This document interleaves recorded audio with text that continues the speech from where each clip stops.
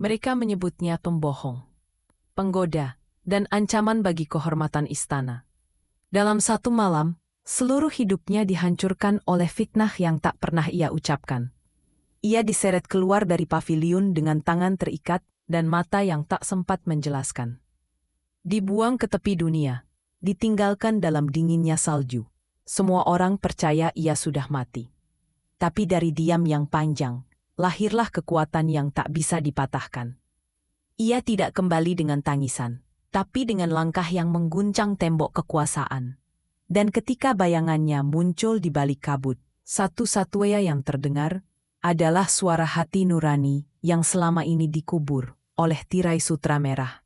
Anqi menari anggun di tengah aula istana, diiringi petikan guzeng yang lembut. Kaisar menatapnya dengan takjub, matanya tak berkedip. Para selir saling melempar pandangan iri dari balik tirai sutra merah. Selir Zhao menggenggam cangkir teh dengan erat hingga retak. Malam itu, rencana jahat mulai disusun diam-diam. Anqi kembali ke pavilionnya yang sederhana di sisi timur istana. Ia tersenyum bahagia saat melihat bunga pelum mekar di luar jendela. Pelayan setianya, Xiaolan, menyisir rambutnya sambil bercerita. Tapi suara langkah kaki penjaga di luar terasa aneh malam itu.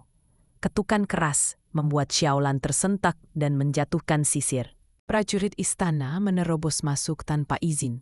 Mereka menyeret Anqi keluar tanpa penjelasan.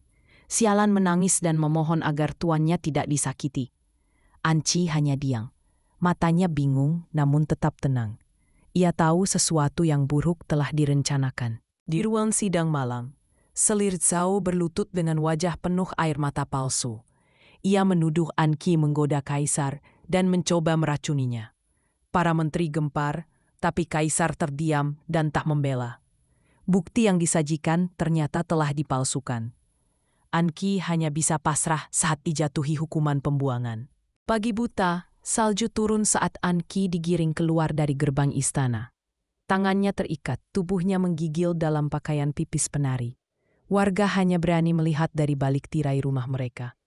Xiaolan mencoba mengejar, tapi dipukul hingga pingsan. Anqi tidak menoleh ke belakang, hanya melangkah diam dalam salju.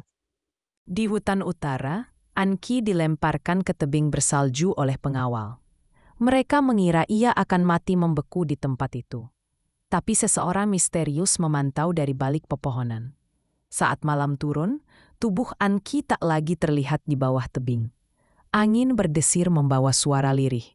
Aku tidak akan mati di sini. 3 tahun berlalu. Sebuah benteng militer rahasia berdiri di perbatasan utara. Pasukan wanita berkuda berlatih keras dalam badai salju.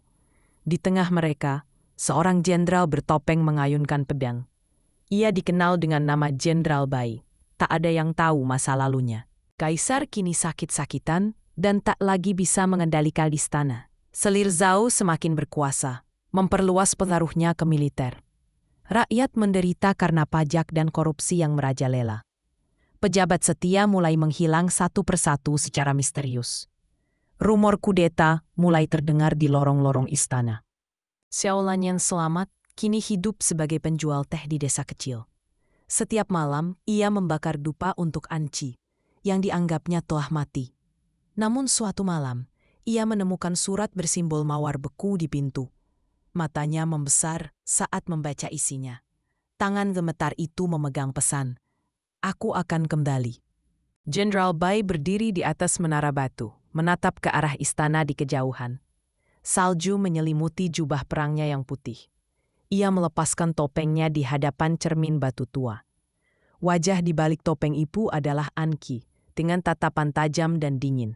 Aku akan membuat mereka membayar, bisiknya lirih. Pasukan elit rahasia dari utara mulai menyusup ke kota-kota besar. Mereka membantu rakyat kecil, membongkar korupsi, lalu menghilang seperti bayangan. Nama pasukan bayangan salju mulai dikenal sebagai harapan rakyat. Di balik semua itu, Anqi memantau pergerakan dari ruang taktis tersembunyi. Ia menandai nama-nama yang dulu menghancurkannya, satu persatu. Di istana, Selir Zhao bermimpi buruk tentang darah dan tarian di aula. Ia terbangun dengan keringat dingin dan memerintahkan penjagaan diperketat. Seorang peramal memprediksi musuh lama akan kembali dalam wujud baru. Selir Zhao tertawa sinis, menganggap itu tak lebih dari omong kosong. Namun saat ia membuka tirai, seekor burung hitam bertengger diam di jendela. Kaisar yang sakit hanya berbicara dengan satu pelayan tua yang setia. Ia menyebut nama Anci dalam tidurnya berulang kali. Pelayan itu menyadari betapa sang kaisar menyesal di akhir hidupnya. Namun ia tak punya kuasa untuk mengubah apapun. Wajahnya murung setiap melihat sang kaisar melemah hari demi hari. Di pasar, Xiaolan mendengar bisikan tentang Jenderal Bai yang tak pernah menunjukkan wajahnya. Ia mulai curiga ketika melihat pola-pola pergerakan pasukan bayanan yang familiar. Seseorang membuntutinya dan meninggalkan bunga plum di depan warung tehnya. Air mata Xiaolan jatuh tanpa suara. Hanya satu orang yang tahu makna bunga itu. Ia menggenggam kelopak itu dan berbisik, "Apakah kamu masih hidup, Nona?" Anqi menerima laporan bahwa pengawal lama Selir Zhao kini menjadi jenderal utama kerajaan. Dialah yang dulu menyeret Anqi keluar dari paviliun dan membuangnya. Anqi meminta daftar pasukan dan celah pertahanan barat istana. Tanda merah melingkari malam festival musim dingin sebagai hari penyerangan. Ia berdiri di peta dengan dingin. Saatnya mereka merasakan kedinginan yang pernah aku alami. Di ruang bawah tanah benteng, Anqi membuka peti lama berisi pakaian penarinya. Ia menyentuh lembut selendang merah yang dulu selalu menari di tangannya. Wajahnya terlihat sendu sejenak, lalu berubah tegas. Ia membakar selendang itu hingga jadi abu. Masa lalu telah mati, yang tersisa hanya seorang jenderal. Selir Zhao menerima hadiah misterius saat makan malam di aula utama. Kotaknya terbuat dari kayu salju, ukiran plum merah di sisinya. Saat dibuka, hanya ada cermin dan seutas pita merah. Selir Zhao pucat. Itu simbol penari istana yang dulu dia lenyapkan. Tangannya gemetar, sementara tawa halus terdengar entah dari mana. Pasukan utara mulai bergerak ke arah ibu kota di bawah bayangan bulan. Kuda-kuda berlari dalam formasi diam, tanpa suara genderang. Warga desa memberi jalan tanpa perintah, seolah tahu mereka tak akan disakiti. Bendera putih bersalju dengan simbol mawar beku berkibar di depan pasukan. Anqi menunggang kuda di depan. Jubah peraknya menyatu dengan kabut malam. Xiaolan berdiri di bukit, menatap rombongan pasukan mendekati istana dari kejauhan. Ia mengenali sosok di depan, meski wajahnya belum terlihat jelas. Air matanya menetes saat melihat langkah mantap wanita itu. "Selamat datang kembali, Nona," bisiknya dengan suara bergetar. Langit mulai memerah oleh cahaya obor. Balas dendam sedang dalam perjalanan. Di puncak istana, lonceng kuno berdentang keras saat festival musim dingin dimulai. Di balik kabut, pasukan rahasia menyerbu dari berbagai sisi. Selir Zhao berdiri di balkon, matanya membelalak melihat panji musuh. Kaisar yang sakit hanya bisa menatap langit dari ranjangnya. Dan di antara bayangan malam, seorang wanita bermata tajam mengangkat pedangnya. Pintu gerbang istana dihantam ledakan kecil yang mengejutkan penjaga. Asap putih memenuhi halaman depan, membingungkan semua orang. Pasukan Anqi menyusup dalam formasi senyap, mengenakan jubah kabut. Di antara mereka, Anqi masuk dari jalur rahasia di bawah tanah. Tangannya menggenggam peta istana yang ia hafal sejak masa penari. Di aula istana, para menteri bingung menerima laporan bahwa istana sedang dikepung. Selir Zhao menuduh pasukan pemberontak dan memerintahkan pertahanan penuh. Namun tidak ada satupun penjaga yang dapat mendeteksi dari mana serangan datang. Ketegangan menyebar cepat seperti api dalam jerami kering. Langit berubah kelabu, menandakan malam berdarah segera dimulai. Anqi berjalan cepat di lorong rahasia yang pernah ia lewati saat menjadi penari. Dinding batu dingin masih menyimpan bisikan masa lalunya.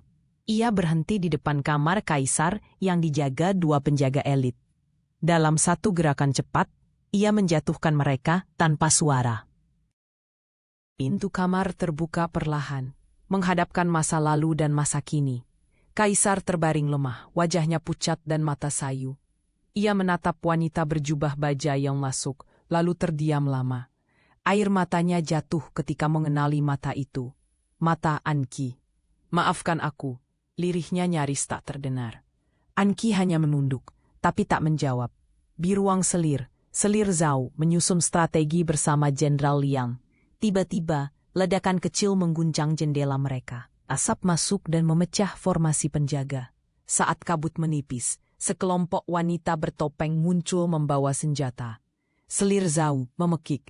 Itu mereka, penari yang kembali dari kubur. Sialan memandu rakyat desa untuk berlindung di bawah kuil tua. Ia menyebarkan kabar bahwa Anki masih hidup dan memimpin pasukan. Warga yang dulu menghina, kini justru memohon perlindungan dari pasukan Anki. Sialan berdiri di depan pintu kuil, seperti penjaga harapan. Dulu kalian membuangnya, sekarang kalian diselamatkan olehnya, ucapnya lirih. Anki memasuki pavilion merah, tempat ia difitnah bertahun-tahun lalu. Bayangan dirinya yang dulu menari di ruangan itu seperti menghantuinya. Ia menyentuh lantai tempat darahnya pernah menetes saat diseret keluar.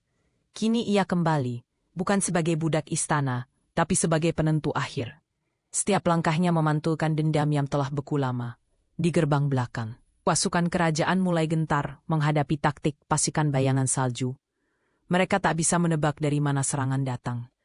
Satu demi satu jenderal kerajaan ditangkap dan dibungkam. Bendera merah dengan lambang mawar beku dikibarkan di menara luar. Rakyat mulai bersorak, sadar bahwa istana mulai goyah. Selir Zhao melarikan diri ke ruang bawah tanah istana dengan penjaga elit tersisa. Ia membawa kotak pusaka kerajaan dan mencoba mengaktifkan gerbang rahasia. Namun pintu tak terbuka. Kunci telah diganti. Dari kegelapan, suara langkah mendekat pelan tapi pasti. Wajahnya memucat saat melihat siluet Anki berdiri tenang. Tidak mungkin, kau sudah mati, teriak Selir Zhao panik. Anki menanggalkan helm dan menatap lurus tanpa belas kasih. Yang mati adalah Anki si penari, yang berdiri di sini adalah jenderal, ujarnya dingin. Selir Zhao mencoba menyerang, tapi dijatuhkan dalam satu gerakan. Tangannya terikat di lantai batu yang dulu ia injak untuk menjatuhkan orang lain.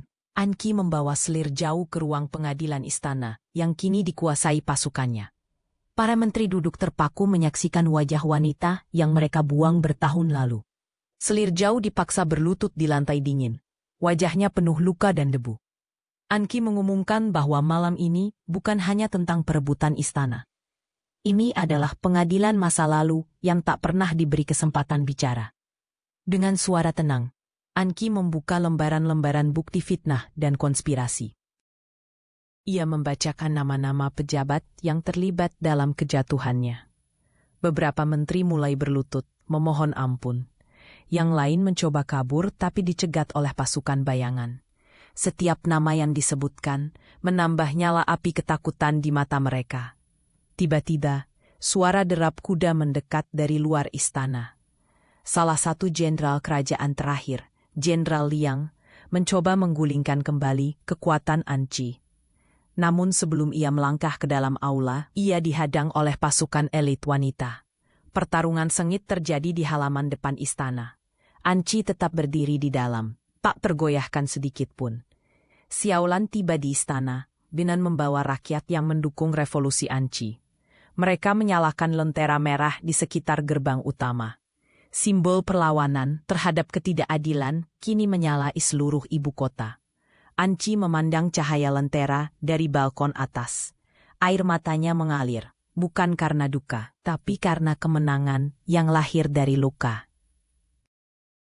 Kaisar meminta bertemu dengan Anki untuk terakhir kalinya.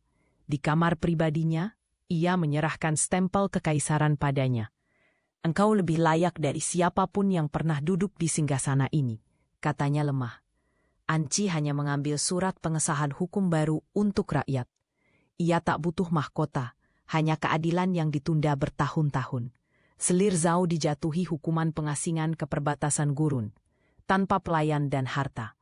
Ia memohon-mohon seperti rakyat yang dulu ia injak. Tapi Anki hanya berkata, kau akan tahu rasanya dibuang tanpa alasan. Selir Zhao diseret pergi di tengah sorakan rakyat. Matahari pagi mengiringinya pergi dari istana yang dulu ia kuasai. Pasukan bayangan salju mulai meninggalkan istana dengan tenang. mereka kembali ke utara tanpa menuntut jabatan atau kemewahan. Anci berjalan di antara mereka, menatap langit fajar yang bersih. Salah satu prajurit bertanya, apakah mereka telah menang? Anki menjawab, kemenangan adalah saat rakyat tak lagi takut akan istana. Di lorong belakang istana, Xiaolan membawa sepucuk surat ke altar kecil. Surat itu ditulis oleh Anki, berisi permintaan agar kenangan tentang dirinya sebagai penari disimpan di sana. Xiaolan menaruh bunga plum kering dan membakar dupa. Ia tersenyum, kali ini tanpa kesedihan. Nona, akhirnya kau menari kembali, tapi di atas luka yang sembuh. Istana dibersihkan dan dipugar. Simbol-simbol ketidakadilan diturunkan dari dinding. Rakyat diundang untuk menyuarakan kebutuhan dan kritik. Sistem baru yang lebih adil mulai diterapkan oleh para pejabat yang direformasi. Anki hanya memberi arahan dari kejauhan, menolak segala bentuk puja-puji. Baginya, balas dendam telah tuntas saat keadilan menggantikan dendam. Di utara, Anki berdiri di tepi danau beku, menatap bayangan dirinya di permukaan es. Tak ada lagi penari, tak ada lagi tahanan, hanya seorang wanita dengan sejarah panjang. Ia tersenyum kecil, lalu berjalan menjauh, meninggalkan masa lalu sepenuhnya. Langit utara menyala jingga, menandai awal bab baru. Dan dunia akan mengingatnya bukan karena dendam, tapi karena keberanian untuk bangkit. 3 bulan telah berlalu sejak selir Zhao diasingkan dan istana dibersihkan. Namun bayangan kekuasaan lama masih menggeliat di lorong-lorong tersembunyi. Beberapa pejabat diam-diam bersekongkol untuk merebut kembali tahta. Nama Anki menjadi ancaman, meski ia sendiri tak lagi berada di istana. Peta kekuasaan bergeser, tapi tidak semua rela melepaskan masa lalu. Anki hidup tenang di desa perbatasan, mengajar anak-anak membaca dan menari. Wajahnya kini lembut, mengenakan pakaian sederhana rakyat biasa. Tapi malam-malamnya masih dipenuhi mimpi buruk tentang api dan pengkhianatan. Xiaolan sering menemaninya duduk di bawah pohon plum. Mereka tak tahu, badai baru sedang disiapkan di ibu kota. Di ruang gelap istana lama, Jenderal Liang yang selamat dari pengadilan diam-diam kembali. Ia mengumpulkan pasukan bayangan dan menyuap penjaga istana yang kecewa. Rencana besar disusun, menjatuhkan semua reformasi Anki. Mereka menyebutnya sebagai pemulihan kejayaan lama. Tapi tujuan utamanya balas dendam terhadap wanita yang membuat mereka bertekuk lutut. Pejabat muda bernama Han Zeming yang dulu membela Anki mulai mendapat ancaman misterius. Di depan rumahnya ditemukan boneka jerami bertuliskan darah akan dibayar darah. Ia melapor ke istana, tapi tak ada yang berani menyelidiki. Han Zeming tahu, lawan lama Anki belum sepenuhnya musnah. Ia menulis surat mendesak Anki kembali, dan mengirimkannya lewat utusan rahasia. Anki membaca surat itu dengan wajah gelisah. Ia tak ingin kembali ke dunia kekuasaan yang sudah membuatnya hancur. Tapi saat mendengar Han Zeming diserang di rumahnya sendiri, ia bangkit dari tempat duduk. Keadilan tak boleh setengah jalan, katanya pelan pada Xiaolan. Ia mengganti pakaian rakyatnya dengan baju perang yang lama tergantung di peti kayu. Istana kini berada dalam kekacauan diam-diam. Beberapa bangunan administrasi dibakar oleh kelompok tak dikenal. Rumor kudeta kembali bergema di antara pasar dan warung teh. Tapi rakyat tak tahu siapa yang bisa mereka percaya lagi.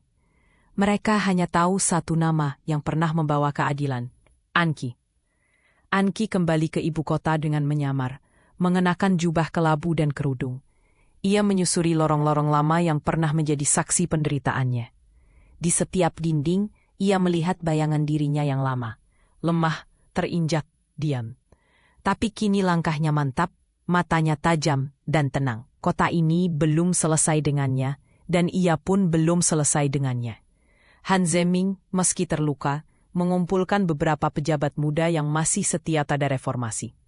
Mereka bertemu diam-diam di ruang bawah tanah bekas perpustakaan istana. Sebuah dokumen penting ditemukan, rencana kudeta oleh Jenderal Liang. Tapi mereka kekurangan pasukan dan tak bisa bertindak terbuka. Han Zeming menatap cahaya lentera dan berbisik, kami butuh dia kembali. Jenderal Liang mengumumkan pengambilalihan istana atas nama pembersihan korupsi baru. Ia memaksa para menteri tunduk dan menyingkirkan pejabat muda satu persatu. Pasukan istana dipecah dan diganti dengan loyalis lamanya. Istana kembali ke tangan besi seperti masa selir Zhao. Namun bisikan perlawanan mulai menyusup lewat para pelayan dan penjaga dapur. An Qi mendatangi kediaman Han Zeming secara diam-diam. Melihatnya masih hidup dan berjuang, membuat semangatnya kembali menyala. Han Zeming memberikan rute rahasia menuju ruang senjata istana. An Qi merencanakan satu langkah terakhir, mengungkap pengkhianatan Jenderal Liang di depan rakyat. Tapi kali ini, ia tak akan membawa pedang, hanya kebenaran dan ingatan luka lama. Di pasar utama ibu kota, An Qi dan Xiaolan mulai menyebarkan lembaran bukti pengkhianatan Jenderal Liang. Kertas-kertas itu menampilkan segel rahasia dan dokumen asli hasil penyelidikan Han Zeming. Warga yang membaca mulai bergumam dan saling bertanya. Suasana berubah tegang, seolah bara telah menyentuh tumpukan jerami. Di antara kerumunan, beberapa pengawal menyamar mulai mencurigai pergerakan ini. Jenderal Liang mengumumkan penangkapan massal terhadap siapapun yang menyebarkan fitnah. Ia menangkap banyak warga tanpa pengadilan dan membungkam suara protes dengan kekerasan. Tapi malam itu, dinding istana dipenuhi tulisan merah. Kebenaran tidak bisa dibunuh. Ia memerintahkan penjagaan digandakan di semua gerbang dan menara. Namun satu lorong rahasia, yang hanya diketahui An Qi, tetap terbuka. Han Zeming ditangkap secara paksa di kediamannya dan dibawa ke ruang interogasi istana. Jenderal Liang memerintahkannya untuk mengakui bahwa semua bukti adalah palsu. Han Zeming tetap diam, meski tubuhnya mulai memar. Di luar, An Qi bersiap menyusup masuk, mendengar bahwa sahabatnya sedang disiksa. Ia mengenakan jubah hitam milik pasukan bayangan salju dan menghilang dalam kegelapan. Xiaolan dan beberapa warga menyusup ke ruang administrasi untuk mencuri buku log perintah Jenderal Liang. Dengan cepat mereka menyalin isi dokumen, lalu membakarnya agar tak terendus. Detik itu juga, pengawal muncul dan menangkap 2 orang dari mereka. Xiaolan berhasil lolos dengan luka gores di bahunya. Ia berlari menuju kuil tua tempat An Qi menunggu. An Qi menyusup ke penjara istana lewat saluran air bawah tanah yang dulu ia gunakan untuk kabur. Ia menemukan Han Zeming tergantung lemah di rantai, tubuhnya penuh luka. Dengan lembut, ia memotong rantai dan memapahnya keluar. "Maaf, aku menyeretmu kembali ke neraka ini," bisiknya. Han Zeming hanya tersenyum. "Kau tak sendiri, aku percaya padamu." Jenderal Liang panik ketika mendengar Han Zeming berhasil kabur. Ia memerintahkan pencarian besar-besaran ke seluruh ibu kota. Tapi laporan palsu terus-menerus dikirim oleh rakyat yang melindungi gerakan An Qi. Liang mulai mencurigai bahwa istana tak lagi miliknya sepenuhnya. Ia mengurung dirinya di ruang utama dengan penjagaan ketat. An Qi dan kelompok rahasia mengirim surat terbuka ke semua penjuru negeri. Isi surat itu adalah pengakuan bersumpah dari Han Zeming, saksi dari kudeta Jenderal Liang. Surat itu diiringi bukti dokumen asli yang disebarkan lewat para biksu, pedagang dan anak jalanan. Dalam semalam seluruh kota tahu siapa sebenarnya penguasa tiran baru itu. Teriakan rakyat mulai menggema. "Kembalikan keadilan, hukum si pengkhianat." Rakyat berbondong-bondong menuju gerbang istana, membawa obor dan bendera mawar beku. Pasukan Jenderal Liang mulai ragu. Mereka dibayar, tapi bukan untuk membantai rakyat. Beberapa mulai mundur diam-diam, bahkan ada yang membuka gerbang dalam. An Qi memimpin dari depan, mengenakan jubah putih dan membawa surat pengampunan kaisar. "Tidak ada darah yang perlu tumpah malam ini, kecuali yang pernah menumpahkan darah," ucapnya lantang. Jenderal Liang menolak menyerah dan menodongkan pedangnya ke An Qi.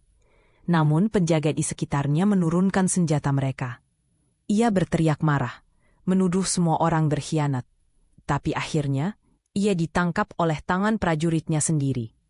An Qi hanya memalingkan muka. Dendamnya kini telah berakhir. Keesokan pagi, rakyat kembali memenuhi alun-alun untuk menyaksikan hukuman Jenderal Liang. Ia dijatuhi hukuman pengasingan seumur hidup oleh perintah kaisar yang baru pulih. Anqi menolak jabatan apapun dan kembali ke perbatasan bersama Xiaolan dan Han Zeming.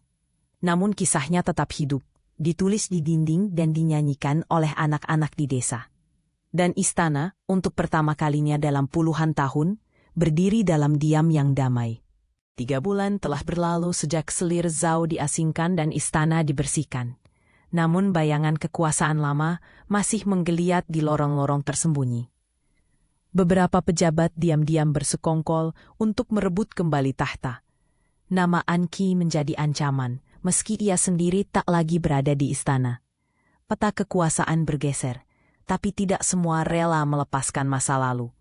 Anqi hidup tenang di desa perbatasan, mengajar anak-anak membaca dan menari. Wajahnya kini lembut, mengenakan pakaian sederhana rakyat biasa. Tapi malam-malamnya masih dipenuhi mimpi buruk tentang api dan pengkhianatan. Xiaolan sering menemaninya duduk di bawah pohon plum. Mereka tak tahu, badai baru sedang disiapkan di ibu kota. Di ruang gelap istana lama, Jenderal Liang yang selamat dari pengadilan diam-diam kembali. Ia mengumpulkan pasukan bayangan dan menyuap penjaga istana yang kecewa. Rencana besar disusun, menjatuhkan semua reformasi Anqi. Mereka menyebutnya sebagai pemulihan kejayaan lama. Tapi tujuan utamanya balas dendam terhadap wanita yang membuat mereka bertekuk lutut. Pejabat muda bernama Han Zeming yang dulu membela Anqi mulai mendapat ancaman misterius. Di depan rumahnya ditemukan boneka jerami bertuliskan darah akan dibayar darah. Ia melapor ke istana, tapi tak ada yang berani menyelidiki. Han Zeming tahu, lawan lama Anqi belum sepenuhnya musnah. Ia menulis surat mendesak Anqi kembali dan mengirimkannya lewat utusan rahasia. Anqi membaca surat itu dengan wajah gelisah. Ia tak ingin kembali ke dunia kekuasaan yang sudah membuatnya hancur. Tapi saat mendengar Han Zeming diserang di rumahnya sendiri, ia bangkit dari tempat duduk. Keadilan tak boleh setengah jalan, katanya pelan pada Xiaolan. Ia mengganti pakaian rakyatnya dengan baju perang yang lama tergantung di peti kayu.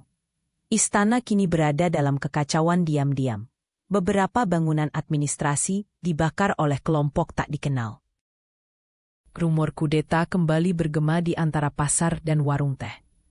Tapi rakyat tak tahu siapa yang bisa mereka percaya lagi.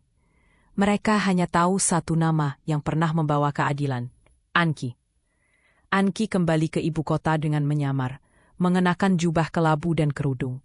Ia menyusuri lorong-lorong lama yang pernah menjadi saksi penderitaannya. Di setiap dinding, ia melihat bayangan dirinya yang lama, lemah, terinjak, diam. Tapi kini langkahnya mantap, matanya tajam dan tenang. Kota ini belum selesai dengannya, dan ia pun belum selesai dengannya. Han Zeming, meski terluka, mengumpulkan beberapa pejabat muda yang masih setia pada reformasi. Mereka bertemu diam-diam di ruang bawah tanah bekas perpustakaan istana. Sebuah dokumen penting ditemukan, rencana kudeta oleh Jenderal Liang. Tapi mereka kekurangan pasukan dan tak bisa bertindak terbuka. Han Zeming menatap cahaya lentera dan berbisik, "Kami butuh dia kembali." Jenderal Liang mengumumkan pengambilalihan istana atas nama pembersihan korupsi baru. Ia memaksa para menteri tunduk dan menyingkirkan pejabat muda satu persatu. Pasukan istana dipecah dan diganti dengan loyalis lamanya. Istana kembali ke tangan besi seperti masa selir Zhao. Namun bisikan perlawanan mulai menyusup lewat para pelayan dan penjaga dapur. Anqi mendatangi kediaman Han Zeming secara diam-diam. Melihatnya masih hidup dan berjuang, membuat semangatnya kembali menyala. Han Zeming memberikan rute rahasia menuju ruang senjata istana. Anqi merencanakan satu langkah terakhir, mengungkap pengkhianatan Jenderal Liang di depan rakyat. Tapi kali ini, ia tak akan membawa pedang, hanya kebenaran dan ingatan luka lama. Di pasar utama ibu kota, Anqi dan Xiaolan mulai menyebarkan lembaran bukti pengkhianatan Jenderal Liang. Kertas-kertas itu menampilkan segel rahasia dan dokumen asli hasil penyelidikan Han Zeming. Warga yang membaca mulai bergumam dan saling bertanya. Suasana berubah tegang. seolah bara telah menyentuh tumpukan jerami. Di antara kerumunan, beberapa pengawal menyamar, mulai mencurigai pergerakan ini. Jenderal Liang mengumumkan penangkapan massal terhadap siapapun yang menyebarkan fitnah. Ia menangkap banyak warga tanpa pengadilan dan membungkam suara protes dengan kekerasan. Tapi malam itu, dinding istana dipenuhi tulisan merah. Kebenaran tidak bisa dibunuh. Ia memerintahkan penjagaan digandakan di semua gerbang dan menara. Namun satu lorong rahasia, yang hanya diketahui An Qi, tetap terbuka. Han Zeming ditangkap secara paksa di kediamannya dan dibawa ke ruang interogasi istana. Jenderal Liang memerintahkannya untuk mengakui bahwa semua bukti adalah palsu. Han Zeming tetap diam, meski tubuhnya mulai memar. Di luar, An Qi bersiap menyusup masuk, mendengar bahwa sahabatnya sedang disiksa. Ia mengenakan jubah hitam milik pasukan bayangan salju dan menghilang dalam kegelapan. Xialan dan beberapa warga menyusup ke ruang administrasi untuk mencuri buku log perintah Jenderal Liang. Dengan cepat mereka menyalin isi dokumen, lalu membakarnya agar tak terendus. Detik itu juga, pengawal muncul dan menangkap 2 orang dari mereka. Xialan berhasil lolos dengan luka gores di bahunya. Ia berlari menuju kuil tua tempat An Qi menunggu. An Qi menyusup ke penjara istana lewat saluran air bawah tanah yang dulu ia gunakan untuk kabur. Ia menemukan Han Zeming tergantung lemah di rantai. Tubuhnya penuh luka. Dengan lembut, ia memotong rantai dan memapahnya keluar. "Maaf, aku menyeretmu kembali ke neraka ini," bisiknya. Han Zeming hanya tersenyum. "Kau tak sendiri. Aku percaya padamu." Jenderal Liang panik ketika mendengar Han Zeming berhasil kabur. Ia memerintahkan pencarian besar-besaran ke seluruh ibu kota. Tapi laporan palsu terus-menerus dikirim oleh rakyat yang melindungi gerakan An Qi. Liang mulai mencurigai bahwa istana tak lagi miliknya sepenuhnya. Ia mengurung dirinya di ruang utama dengan penjagaan ketat. An Qi dan kelompok rahasia mengirim surat terbuka ke semua penjuru negeri. Isi surat itu adalah pengakuan bersumpah dari Han Zeming, saksi dari kudeta Jenderal Liang.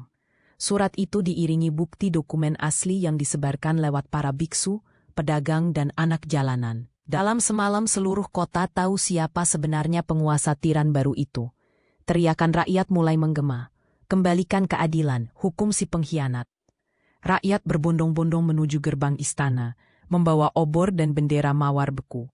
Pasukan Jenderal Liang mulai ragu. Mereka dibayar, tapi bukan untuk membantai rakyat. Beberapa mulai mundur diam-diam, bahkan ada yang membuka gerbang dalam. An Qi memimpin dari depan, mengenakan jubah putih dan membawa surat pengampunan kaisar. "Tidak ada darah yang perlu tumpah malam ini, kecuali yang pernah menumpahkan darah," ucapnya lantang. Jenderal Liang menolak menyerah dan menodongkan pedangnya ke An Qi. Namun penjaga di sekitarnya menurunkan senjata mereka. Ia berteriak marah, menuduh semua orang berkhianat.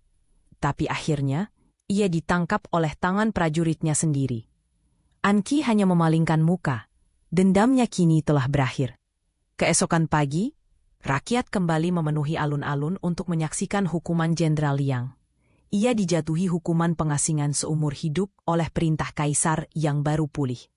An Qi menolak jabatan apapun dan kembali ke perbatasan bersama Xialan dan Han Zeming. Namun kisahnya tetap hidup, ditulis di dinding dan dinyanyikan oleh anak-anak di desa. Dan istana, untuk pertama kalinya dalam puluhan tahun, berdiri dalam diam yang damai. Musim semi tiba, bunga plum kembali bermekaran di halaman istana. Istana dipenuhi harapan baru, tapi bayangan luka masa lalu belum sepenuhnya hilang. Kaisar memulihkan kesehatannya perlahan dan meminta An Qi kembali ke istana sebagai penasihat. Namun An Qi menolak, memilih hidup sederhana di desa perbatasan. "Biarkan istana memiliki suara baru," katanya pada Han Zeming, yang kini menjadi menteri muda. Sebuah undangan resmi dari istana tiba untuk An Qi. Pertunjukan seni kerajaan akan kembali digelar. Kaisar ingin mempersembahkan penghargaan bagi para pahlawan yang berjasa. An Qi ragu, namun akhirnya menerima undangan itu setelah melihat bahwa pertunjukan itu akan dibuka oleh penari-penari muda dari desa. Xialan menjahitkan jubah baru berwarna putih bersih untuknya. Mungkin sudah waktunya kau menari lagi, untuk dirimu sendiri, ucapnya lembut. Di istana, panggung dibangun di halaman dalam dengan hiasan tirai sutra merah. Rakyat dari seluruh negeri diundang untuk menyaksikan perayaan tersebut. Han Zeming menyiapkan pidato dan memastikan semua nama pahlawan ditulis dalam gulungan emas. Namun, tak ada yang tahu bahwa mata-mata sisa kekuasaan lama masih bersembunyi. Mereka berencana mengacaukan malam penghormatan Anci. Malam itu tiba, lentera menyala seperti bintang di seluruh halaman istana. Penari-penari muda dari desa Anci tampil menawan, mengenakan pakaian putih dengan selendang plum. Wajah mereka penuh semangat dan harapan. Saat nama Anci diumumkan, seluruh halaman berdiri memberi penghormatan. Anci berjalan perlahan ke atas panggung, matanya berkaca-kaca, melihat panggung yang dulu menjadi saksi kehancurannya. Ia tidak menari seperti dulu, tapi berdiri dengan anggun dan membuka gulungan pidato. Namun sebelum kalimat pertama terucap, sebuah panah melesat dari bayangan. Suasana berubah kacau. Penjaga segera mengepung area panggung. Panah itu meleset tipis dari wajah Anci, mengenai tiang panggung. Sialan berteriak, sementara Anci tetap berdiri tanpa goyah. Han Zeming mengejar arah panah datang dan menemukan seorang pria berpakaian hitam melarikan diri. Setelah kejaran sengit di lorong batu, pelaku berhasil ditangkap. Ia ternyata adalah bekas penjaga pribadi Selir Zhao yang lolos dari pengasingan. Dengan wajah penuh kebencian, ia berteriak bahwa kejatuhan tuannya belum terbalas. Namun saat dibawa ke hadapan rakyat, ia justru dibungkam oleh sorakan. Kami tak akan kembali ke masa gelap. Anci kembali ke panggung dan menenangkan semua penonton. Dengan tenang, ia mengangkat selendang plum dan mulai menari untuk pertama kalinya dalam bertahun-tahun. Gerakannya lambat tapi penuh makna, sebuah tarian pengampunan, bukan dendam. Angin malam mengalir lembut di sela tirai sutra merah. Tangis haru terbenar di seluruh istana, tanpa satu kata pun diucapkan. Tarian selesai, dan Anci menunduk di tengah panggung. Kaisar sendiri berdiri dan membungkuk menghormatinya. Lalu seluruh istana mengikuti, memberi hormat pada wanita yang bangkit dari kehancuran. Anci tak meminta tepuk tangan, ia hanya tersenyum, lalu berjalan turun dari panggung. Itu adalah tarian terakhirnya di tempat yang dulu mengubur hidupnya. Malam itu, Anci kembali ke pavilion kecil yang dulu ditempatinya. Ia berjalan sendiri, menyentuh dinding yang dulu dingin dan sunyi. Kini dinding itu hangat oleh cahaya lentera dan suara tawa para pelayan baru. Ia menutup mata, mengenang masa ketika tempat itu hanyalah penjara berselimut kemewahan. Namun sekarang, tempat itu menjadi bukti bahwa luka pun bisa disembuhkan. Di luar gerbang istana, Xiaolan menunggu dengan kereta kayu sederhana. Anci naik dan duduk di sampingnya, mengenakan kembali pakaian rakyat biasa. Mereka meninggalkan istana tanpa iringan musik atau pengawal. Tapi rakyat di sepanjang jalan berdiri, menundukkan kepala sebagai ucapan terima kasih. Di balik setiap langkah roda kereta itu, tertinggal jejak kekuatan dari kelembutan. Malam setelah perayaan, istana kembali sunyi dan diterangi cahaya bulan. Han Zeming duduk sendirian di balkon, menatap langit dan mengenang perjuangan mereka. Ia menulis catatan pribadi tentang Anci, bukan sebagai pahlawan, tapi sebagai manusia yang disakiti dan tetap memilih bangkit. Catatan itu ia simpan dalam kotak kayu untuk generasi mendatang. Sejarah harus tahu bahwa yang berdiri bukan hanya pedang, tapi juga hati. Di desa utara, Anci kembali mengajar anak-anak menari di bawah pohon plum. Kaki-kaki kecil mengikuti gerakannya dengan tawa dan semangat. Ia tak lagi menyebut tarian sebagai pelarian, tapi sebagai harapan. Setiap gerakan menjadi doa agar dunia tidak mengulangi luka yang sama. Xiaolon duduk di samping, menjahit selendang untuk murid-murid kecil itu. Kaisar mengirimkan surat pribadi yang berisi permintaan terakhir. Ia ingin Anci menjadi kepala Dewan Kebijaksanaan perempuan pertama di Kekaisaran. Surat itu disegel dengan lambang mawar beku, simbol yang dulu ditakuti. Anci membaca surat itu tanpa ekspresi, lalu membungkusnya dengan kain putih. Biarkan bunga tumbuh sendiri. Aku sudah cukup menanam. Rumor tentang keberanian Anci menyebar hingga ke negeri tetangga. Beberapa kerajaan mulai menanyakan siapa wanita yang mampu menundukkan dua rezim tirani. Duta-duta datang untuk melihat desa tempat ia tinggal. Namun Anci selalu menolak menerima mereka di rumahnya. Ia percaya, dunia akan membaik bukan karena siapa yang dikenal, tapi apa yang diwariskan. Sialan sakit demam karena kelelahan dan usia yang mulai menua. Anci merawatnya setiap hari, menyiapkan sup herbal dan menjaga suhu tubuhnya. Dalam kondisi lemah, Sialan menggenggam tangan tuannya dan berkata, "Jika aku pergi lebih dulu, teruslah menari, walau tak ada penonton." Air mata Anci jatuh perlahan, tanpa kata. Setelah Xiaolan pulih, mereka duduk berdua di tepi bukit yang menghadap lembah Plum. Langit jingga memeluk siluet dua wanita yang telah melewati badai. "Kalau dulu aku tak jatuh, aku takkan tahu caranya berdiri seperti ini," ucap Anci. Xiaolan tersenyum, "Dan kalau dulu aku tak ikut kau jatuh, aku tak akan melihat betapa indahnya kau berdiri." Keduanya tertawa kecil, lalu diam dalam damai. Di malam yang sunyi, seorang pelayan muda dari istana datang membawa gulungan syair. Itu adalah puisi yang ditulis Han Zeming tentang Anci, kini beredar di seluruh negeri. Syair itu tak menyebut nama, tapi semua orang tahu siapa yang dimaksud. Anci membacanya perlahan. Suaranya bergetar saat mencapai akhir bait. Ia melipatnya hati-hati dan berkata, "Biarkan dunia mengenangku dalam bisu yang indah." Di pasar desa, anak-anak mulai menari dengan gerakan Anji setiap festival musim semi. Mereka menyebutnya tarian pembeku waktu, karena mampu menghentikan semua yang menyaksikan. Orang-orang tua duduk di pinggir sambil menceritakan siapa wanita yang mengajarkan itu. Anci hanya menonton dari jauh, menyembunyikan senyum dalam kerudungnya. Ia tahu, ia tak perlu hadir untuk tetap dikenang. Satu pagi yang sejuk, Han Zeming datang ke desa tanpa pengawalan. Ia membawa kabar bahwa reformasi kekaisaran telah disahkan secara permanen. Ia menawarkan gelar kehormatan tertinggi untuk Anci, tapi lagi-lagi ditolak. Sebagai gantinya, Anci menyerahkan gulungan putih berisi nama-nama wanita desa yang layak dididik. "Berikan mereka tahta pengetahuan, bukan gelar yang hampa," katanya. Di malam terakhir musim semi, Anci menari sendiri di bawah pohon plum yang mekar sempurna. Tak ada musik, tak ada penonton, hanya suara angin dan dedaunan. Setiap gerakan membawa kisah, luka, pengkhianatan, kebangkitan, pengampunan. Saat ia berhenti, bulan purnama bersinar di atasnya seperti cahaya berkah.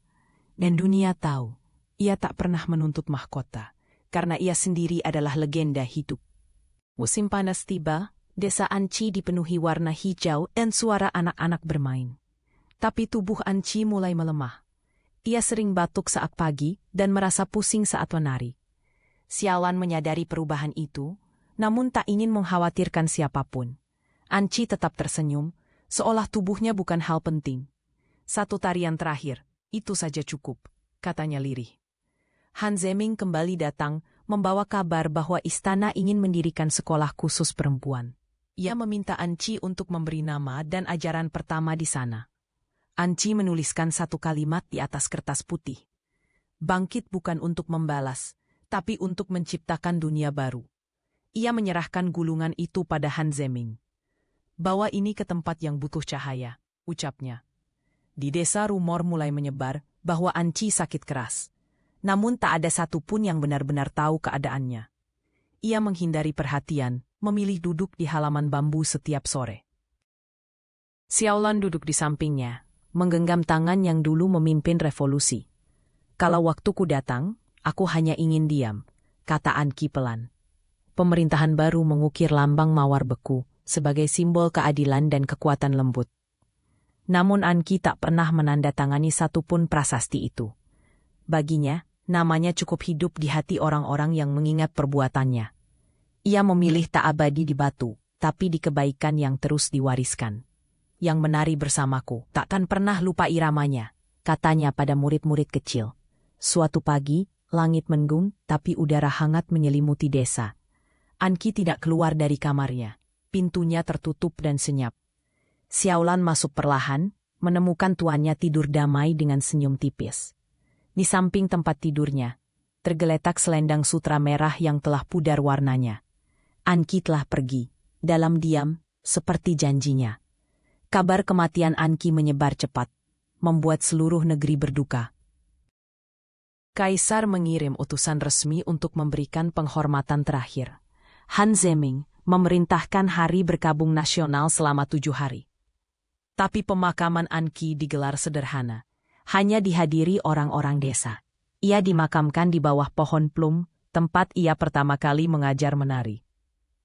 Tak ada batu nisan besar, hanya ukiran kecil di batu sungai. Ia memilih berdiri saat dunia menyuruhnya tiarap. Xiaolan menabur bunga plum sambil menahan air mata. Di antara para murid, ada yang menangis, ada pula yang menari perlahan sebagai bentuk perpisahan. Angin berhembus pelan membawa kelopak putih ke langit. Semuanya tahu, mereka tak mengantar jenazah. Mereka melepas legenda. Han Zeming menuliskan buku berjudul Perempuan di Balik Dinding Istana. Dalam buku itu, ia tak pernah menyebut langsung nama Anki. Ia hanya menulis tentang kekuatan yang lahir dari luka, dan kelembutan yang mampu menggulingkan kekuasaan kejam. Buku itu menjadi bahan ajar di seluruh sekolah perempuan di Kekaisaran, dan setiap kali dibaca, mata para gadis muda selalu berkaca-kaca. Setiap tahun, Desa Plum menggelar festival diam. Semua menari tanpa suara. Lagu hanya dimainkan di hati. Gerakan menjadi doa. Anak-anak mengenakan selendang putih dan membentuk lingkaran di bawah pohon. Mereka tak tahu siapa Anki sebenarnya. Tapi mereka tahu siapa yang mengajarkan keberanian. Tradisi itu diwariskan, lebih kuat dari ukiran nama. Xiaolan menua bersama kenangan. Tetap tinggal di rumah kayu tua yang kini menjadi tempat belajar tari. Ia menjaga pusaka Anki, sepotong selendang, buku kosong, dan cermin tua. Kadang ia menatap cermin dan melihat bayangan dua wanita muda menari bersama. Ia tersenyum, lalu menutup jendela perlahan setiap malam. Tidurlah, Nona, dunia ini tak akan melupakanmu. 100 tahun kemudian, seorang gadis kecil menemukan gulungan puisi di perpustakaan kerajaan. Ia membaca perlahan, tak tahu siapa penulisnya. Namun setiap bait terasa hidup, seperti sedang ditarikan di hadapannya. Ia pun menari diam-diam di antara rak buku tua. Dan di antara gerakan itu, roh lembut Anki seakan tersenyum. Arkeolog menemukan ukiran kecil di dasar ruang bawah tanah istana lama. Di sana tertulis simbol mawar beku dan kalimat, tirai tak lagi menutupi luka. Tak satu pun bisa menjelaskan siapa yang menulisnya atau kapan. Tapi simbol itu kini menjadi lambang keadilan di seluruh kekaisaran. Dan tak seorang pun menyangkal bahwa seorang wanita telah mengubah sejarah. Dalam teater istana, kisah Anki ditampilkan sebagai pertunjukan rahasia bagi keluarga kerajaan. Tak ada dekorasi mewah, hanya cahaya lentera dan tarian perlahan. Pemeran utamanya selalu diminta menari tanpa suara, sebagai penghormatan. Kaisar baru meneteskan air mata setiap kali melihat bagian akhir. Ia tahu, istana ini berdiri karena keberanian seseorang yang memilih diam. Di desa, anak-anak bertanya siapa nama wanita yang diajarkan dalam tarian mereka. Para guru hanya menjawab, ia yang menari dalam luka, tapi memberi harapan. Tidak perlu menyebut nama, karena warisannya sudah hidup dalam gerakan dan keyakinan. Semua gerakan itu mengandung pelajaran, kekuatan, keberanian, pengampunan. Dan setiap kali langkah kaki mereka menyentuh tanah, suara Anki menggema tanpa suara. Pohon plum di Bukit Anki kini menjadi tempat ziarah diam. Orang-orang dari berbagai negeri datang hanya untuk duduk dan merasakan ketenangan. Tak ada doa keras, hanya bisikan dalam hati. Dan angin selalu berhembus pelan, seolah menyambut tamu yang tahu ceritanya. Di situ sejarah tak tertulis lebih dalam daripada yang tercetak. Salah satu murid terakhir Xiaolan menanam pohon baru di sebelah makam Anki. Ia berkata, setiap luka harus diberi ruang tumbuh, agar tak berubah menjadi duri. Pohon itu tumbuh cepat dan berbunga dalam waktu singkat. Orang-orang menyebutnya plum cahaya diam. Tak satu pun meyakini itu ajaib. Mereka tahu itu warisan hati. Ketika para penari kekaisaran ditanya siapa inspirasi mereka, mereka hanya menunjuk ke langit. Karena legenda itu tak butuh tempat di panggung. Ia hidup di setiap gerakan. Tarian tidak lagi tentang hiburan, tapi tentang ingatan dan perlawanan. Dan dalam setiap pertunjukan, satu langkah selalu disisakan untuknya. Langkah yang tak pernah ditinggalkan. Han Zeming wafat dengan damai di usia lanjut, memegang buku catatan terakhirnya. Halaman terakhir hanya berisi satu kalimat. Kalau dunia ini diam, maka dialah suara. Buku itu diwariskan ke sekolah pertama yang didirikan Anki, dibacakan setiap tahun dalam upacara cahaya lentera. Langit malam di desa itu selalu sedikit lebih cerah setiap musim semi. Orang bilang roh Anki menari bersama angin saat bunga pertama mekar. Ada yang bisa melihatnya, tapi semua bisa merasakannya. Dan mereka percaya, selama masih ada yang berani menari dalam luka, dunia akan tetap hidup. Karena dia tak pernah benar-benar pergi. Tirai sutra merah kini hanya simbol, tapi luka di baliknya telah sembuh. Dan dalam diam yang paling dalam, nama Anki tetap menggema di hati yang mengenalnya. Bukan karena kekuatan, tapi karena kasih dan keberanian untuk berdiri saat semua runtuh. Ia tak meninggalkan mahkota, tapi meninggalkan dunia yang lebih baik. Dan dari balik sejarah yang sunyi, Anki tetap menari selamanya.